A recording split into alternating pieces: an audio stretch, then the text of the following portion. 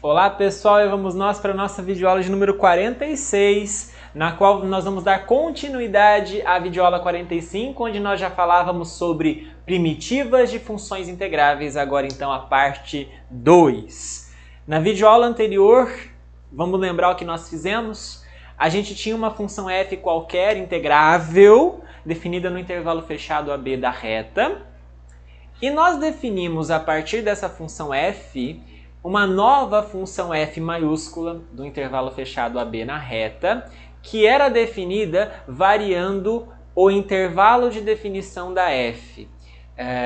E aí você calculando a integral disso. O que é a f maiúscula de x? É a integral da f do ponto A inicial do intervalo até o x para qualquer x no intervalo fechado de A até B. Ok? Então foi assim que nós definimos a função f maiúscula, que na videoaula anterior nós provamos ser contínua. Então se a função f minúscula é integrável, a função f minúscula não precisa ser contínua. Basta que ela seja integrável para que eu possa fazer o cálculo dessa integral. Ainda assim, a função f maiúscula é contínua. Ok? Foi isso que nós fizemos. O que nós vamos mostrar agora é mais ainda. Né? Nós vamos mostrar que essa função f maiúscula ela é também diferenciável, ela é derivável. Vamos lá. Só que aí, bom, vamos pôr os pingos nos is aqui. A função f maiúscula é contínua independente de qualquer propriedade que eu colocar na função f minúscula, a não ser, claro, pedir que ela seja integrável para que eu possa definir essa integral. Agora, para a função f maiúscula ser diferenciável, ser derivável, eu vou colocar um pouquinho mais, que é o que você está lendo já no Teorema 2. Se a função f agora sim for contínua num ponto x0 do intervalo fechado AB, aí sim eu vou ter o fato de que a função f maiúscula é derivável. E mais ainda, olha que bacana, a derivada da f maiúscula é a f minúscula do x0. Olha só, nós definimos a função f maiúsculo de x como sendo a integral de a até x. Olha a variável aqui. Tem nada a ver com o que está aqui dentro. A princípio, é só mesmo intervalo. Não está mudando a regra de definição da função f. O que está mudando é o intervalo de definição. Está mudando o domínio da função. Então, mudando o domínio, tem uma nova função f maiúscula. Tá? Nós já sabemos que essa função ela é contínua. E ela é contínua independente de qualquer hipótese que eu colocar sobre a função f minúscula. Mas, se eu acrescentar a hipótese de que f ela é contínua também, contínua num ponto que seja. Se ela for contínua em todos os pontos, melhor ainda. Mas se ela é contínua num ponto, essa também tem algo a mais. Não só é contínua, como nós já sabíamos, mas ela é também derivável. Porque aí, senão, alguém poderia perguntar, professor, se eu soubesse que ela era derivável, eu já não podia concluir que ela era contínua? Sim, mas vejam que o fato que nós demonstramos no Teorema 1 na videoaula anterior independia dessa hipótese. Ela é contínua de qualquer jeito, desde que, claro, você possa fazer essas definições. Agora, para dizer que ela é diferenciável, eu preciso de uma hipótese a mais. Eu preciso que a função f é contínua. Aí alguém vai me perguntar, professor, mas não está pedindo aqui no enunciado, não está dito aqui na hipótese deste teorema que a função é integrável. Tá bom, mas quando a função é contínua, a gente já sabe de resultados das videoaulas anteriores que ela também é integrável. Toda função contínua é integrável. Então, se eu falei que ela é contínua, ou melhor, se eu falei que a f é contínua, então eu sei que ela é integrável. Tá? Então, suponha que a função seja contínua em qualquer ponto, em particular no certo x0, então a f é derivável. Mas mais do que isso, nós temos aqui sim algo surpreendente. Ao derivar... Surpreendente se você nunca viu, né? Se você já viu o curso de cálculo, já não é mais tão surpreendente assim, é até previsível agora, né? A derivada da f maiúscula é a própria f, nesse ponto que eu estou marcando. Ou seja, derivar uma integral some a integral. É como se uma fosse a inversa da outra. Derivar uma integral volta na função. Se eu tenho uma integral de uma função e eu derivo isso, eu volto na função. Parece que tem algo a ver, né? Pois é. Isso, de certa forma, já é o teorema fundamental do cálculo que nós vamos formalizar de forma um pouquinho mais ampla na próxima videoaula, mas que já é um fato bastante importante. Então, vamos demonstrá-lo. Pega um x qualquer diferente do x0, tá? Então, estamos fixando o x0, pega um x qualquer e defina o quociente Q de x como sendo f maiúsculo de x menos f maiúsculo de x0 sobre x menos x0. Você está vendo que esse é o limite que nós precisamos calcular o limite dessa função com x tendendo a x0 para calcular então a derivada de f maiúsculo, ver se a f maiúsculo é derivável. Ver que a f maiúsculo é derivável significa mostrar que o limite dessa expressão quando x tende a x0 existe. Significa mostrar que o limite de Q de x, então, quando x tende a x0, existe e mais. Eu quero que seja f de x0. Fzinho. Vamos lá? Pessoal, observa uma coisa. Q de x. Q de x. Nós estamos definindo como sendo a razão entre f de x menos f de x0 e x menos x0. Acontece que a integral de f de x, o valor de f de x é a integral de a até x da f, e a integral de f de x0 é de a até x0 de f. Ok? Colocando esse x menos x0 aqui para fora, um pouco à esquerda, só para não atrapalhar um pouco para as integrais ficarem maiores aqui, mais bonitinhas, você chega à conclusão, da mesma forma como nós fizemos na videoaula anterior, que a diferença dessas integrais, na verdade, é o valor de x0 até x. A integral de f de x0 até x. Aí alguém vai falar assim, professor, mas quem me garante que o x é maior do que o x0 para fazer isso? Bom, se não for, eu precisaria tomar cuidado mesmo em inverter de x até x0, mas acaba dando na mesma aqui para o que eu quero. Tudo bem? Já que eu vou querer em módulo, enfim. Bom, enfim, não vai causar tanta diferença. Vamos assumir, não tem problema você supor esse símbolo aqui, supondo que o x é maior do que o x0, sem perda de generalidade. Então, isso daqui, na verdade, é isso aqui. Ok? Bom.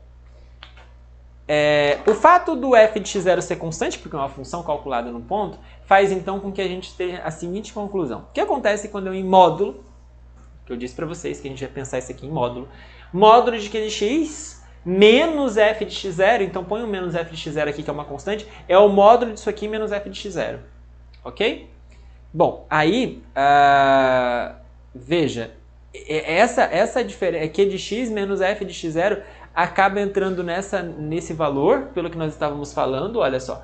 Essa integral é, na verdade, a integral disso aqui, que, por sua vez, eu posso pensar como sendo menor ou igual, colocando módulo aqui para dentro, né? E aí aparece esse f de x0, por ser uma constante, isso não atrapalha o nosso cálculo, ok? Bom, sendo assim, como a função f ela é contínua no ponto x0, a gente pode usar agora a definição de ser contínua para dizer que para qualquer epsilon positivo, com certeza existe um delta, tal que se um certo ponto t, já que eu estou usando a variável t aqui, né, se t menos x0 for menor do que epsilon, então f de t menos f de x0 é menor do que epsilon. Essa é a definição de continuidade no ponto x0.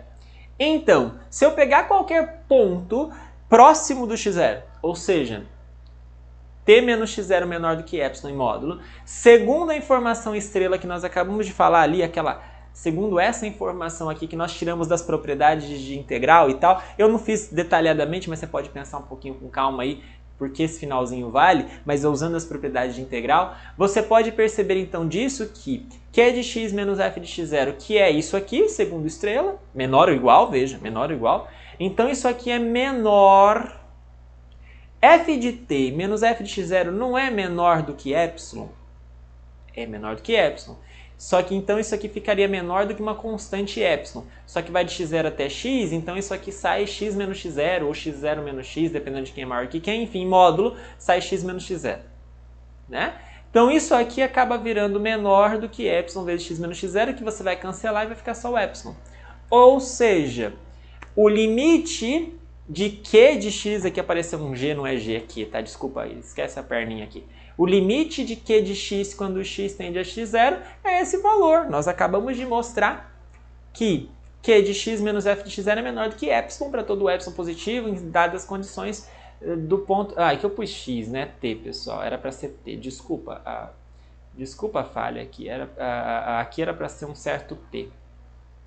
Aqui. Bom, enfim, aqui é um certo x mesmo. Aqui é x, tá bom? Está meio confuso o slide, deixa eu só refazer a minha fala aqui com relação a isso. Ó, primeiro, aqui é o ponto t mesmo, porque eu estou deixando variar dentro da integral, só para chamar a atenção que a variável é essa daqui. Aqui não deveria ter aparecido t, aqui deveria estar aparecendo um x. Tá? Desculpa a minha falha aqui, aqui deveria estar aparecendo um x. Dado qualquer x perto do x0, não é o t, mas é o x próximo do x0, então vale essa frase aqui. Tá? Que é o equivalente a dizer que o limite de Q de x quando x tende a x0 é f de x0. Ponto.